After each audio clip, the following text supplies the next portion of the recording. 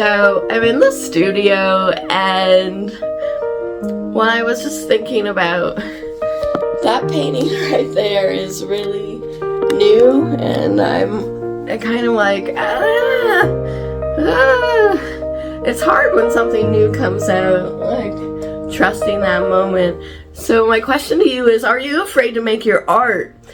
Not just a painting, but maybe even this poem, or afraid to show up exactly as you are.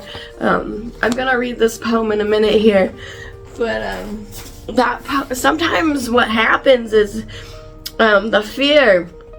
It's like, who am I to make this art? Or who am I to read that poem?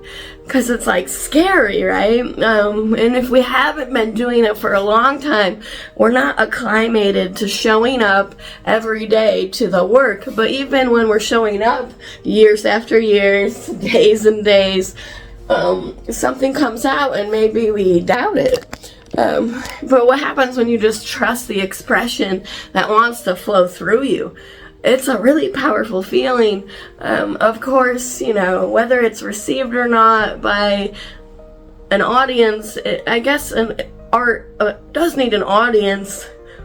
Even if it means, though, a complete rejection, that's still a response, right? So the artist and creator and person stands in the conviction of what they created. That, to me, is the harder part, is to especially if you're sensitive, you know. But I've been sick for almost over a week now, trying to finish up this work for my solo show that's opening on Friday, May 2nd. There's a lot of new work, and a lot of it's really pushing the envelope for myself and on the edge. The show's called Beautiful Mistake, and that has a lot of different kinds of meanings, and I'm excited about it. But I have a lot of work to do still, but I just wanted to get on here and talk a little bit about the fear of, you know, just making our work individually, because a tendency is to want the attached to the acceptance part, and you know, we really need to learn how to separate that out, and you know, work in different ways to just like make this work, because it can only be what it is now in this moment. And trusting ourselves is the hugest aspect, really, and moving through all the fears and blocks and doubts, and maybe even still having doubt but daring to show up anyway, is kind of part of the process of it all, because there is rejection, not just in art but in living. And but what are we gonna do? Are we gonna let that stop us, or are we just gonna like show up to the moment and keep creating? And remember, the magic and mystery is still out there somewhere.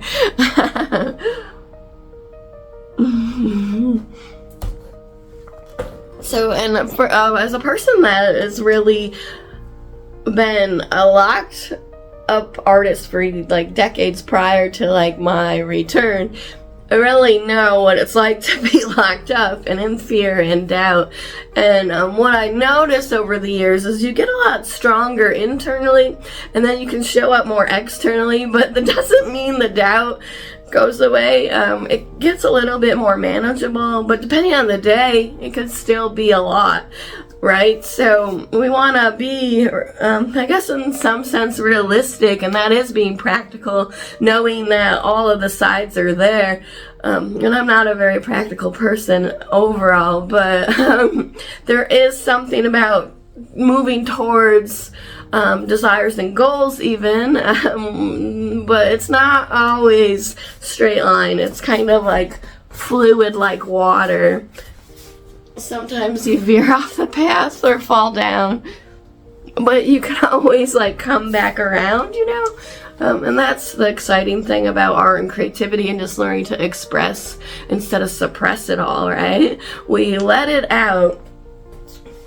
So speaking about you know, feeling like, who am I to do this work, or who am I to say this thing, or make this painting, or whatever can get in the way, I've been sitting on this poem called A Blessing for What Still Remains for a few months now. I haven't really known how to read it, or at first it felt like too much, even for me, because it's like, how did that move through me?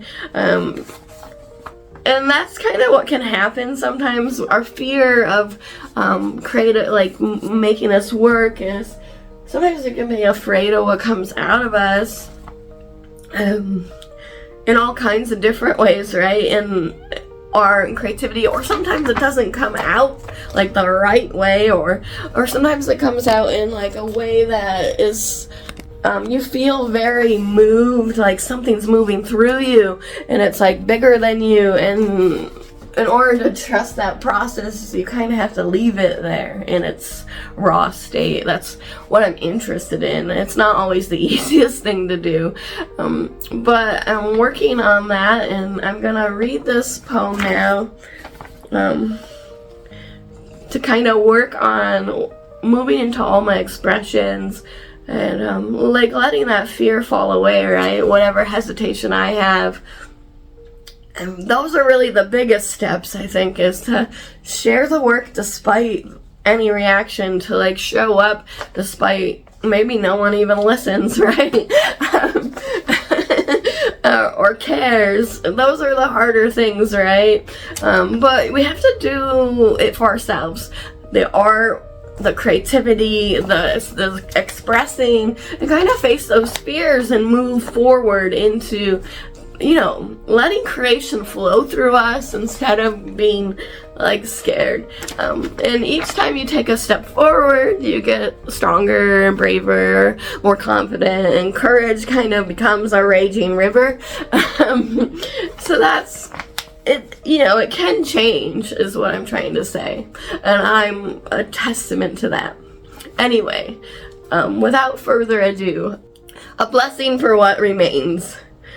May what remains after the storms be enough to begin again, from the smallest fragment to the tiniest of embers, to the tender threads of all experiences that still call out through this darkness and that are still waiting patiently to be reignited, to be woven back into the grander tapestries that hold life's many mysteries. For we are the sacred keepers of the flames. May the ashes of what was lost hold the seeds of something new, and may the ruin and rubble, tragic losses, incomprehensible hate teach us the art and cost of all wars waged, both internally and externally.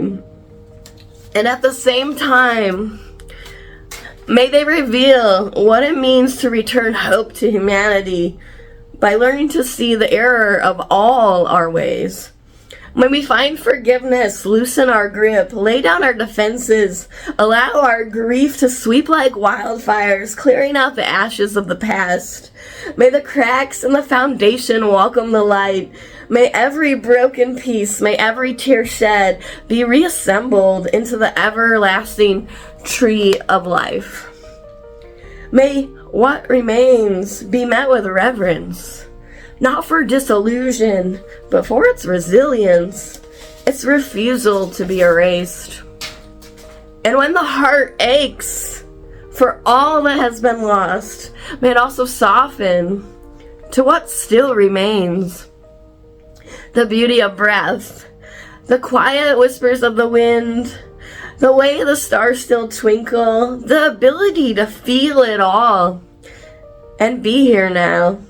The sun that still rises, the courage to journey onward despite dismay, the sacred offerings still found in each new day. Through it all, redemption, reconciliation rises, a healing balm where an olive tree still stands. May we carry all that is good of what remains tenderly and gently in our hearts, for light and wisdom will lead us forward, bringing forth all that was once crushed in order to find hope once again floating lightly on the horizon.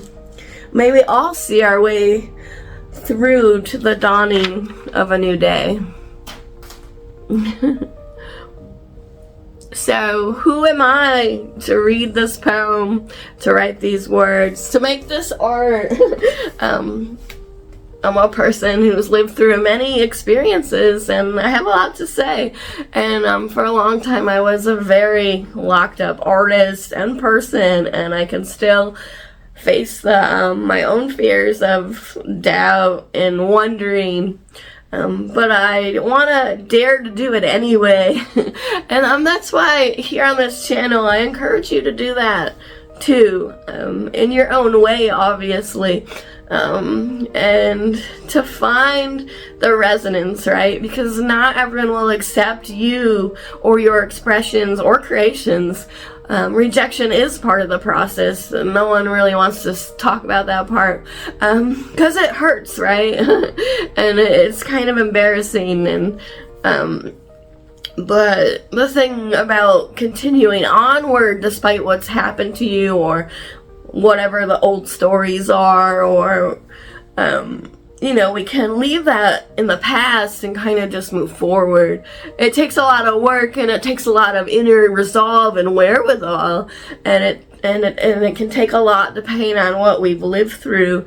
But you know, if we're able and we're not really being threatened directly, you know, there is a way to look at it differently. We don't have to like take on all the external stuff. We have to look at what we're capable of right now, right? We can create and we can express, and expression in all kinds of ways besides, you know, it's not just art and abstract art and drawing. It can be in words, it can be in videos, it can be in saying what needs to be said for yourself in order to heal, right? Instead of suppressing it, we can express it. And once you start doing that, your whole world changes, even though maybe you live through a lot of things. So that's why I am a steward of the understanding of the healing power of art and creativity and expression, not just like through paint, but through all the different channels, and letting the energetic and the emotional flow through us, because when we open the body, we can really return to more of everything, and the fear becomes less and less. It kind of you know, and so then you're moving with this other like force, but it's like a gentle force. It's not power over, it's power coming from within, you know, and that is really cool to be in that place. So I really know what it's like to be scared of starting and scared of continuing and just scared of maybe what has happened, you know, in our lives. Sometimes we can feel arrested, but we really need to break through and keep going and keep creating, right? Whatever that expression that you're desiring to release out into the world. So I have a video here that's called Take a Moment, Pause, Feel, Breathe. It's not really one of my popular videos, but there is some wisdom in it, so maybe you want to check that out, because so often we forget that it starts right here, right now, just feeling into the moment, pausing and breathing into it, and then going forward and moving back out from that direction and turning to the creativity and opening to more and more and more, which really is an infinite journey.